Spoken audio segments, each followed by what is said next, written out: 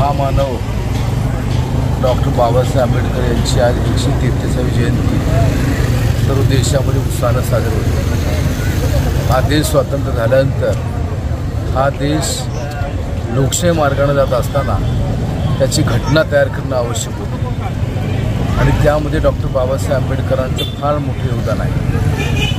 आज देशाला स्वातंत्र्य मिळाल्यानंतर जी राज्यघटना तयार करण्यात आली 26 जानेवारी 1950 रोजी आपण त्या ठिकाणी त्याचा अंमल सुरू केला आणि 50 सालापासून आजपर्यंतच्या कारकिर्दीमध्ये या देशामध्ये विकासाची प्रक्रिया सुरू झाली।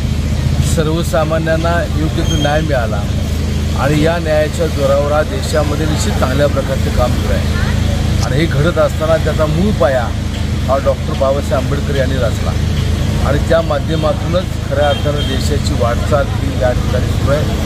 मी या महामानवास 133व्या जयंतीनिमित्त अतिशय नम्रपणे या ठिकाणी त्यांना आदरांजली अर्पण करतो।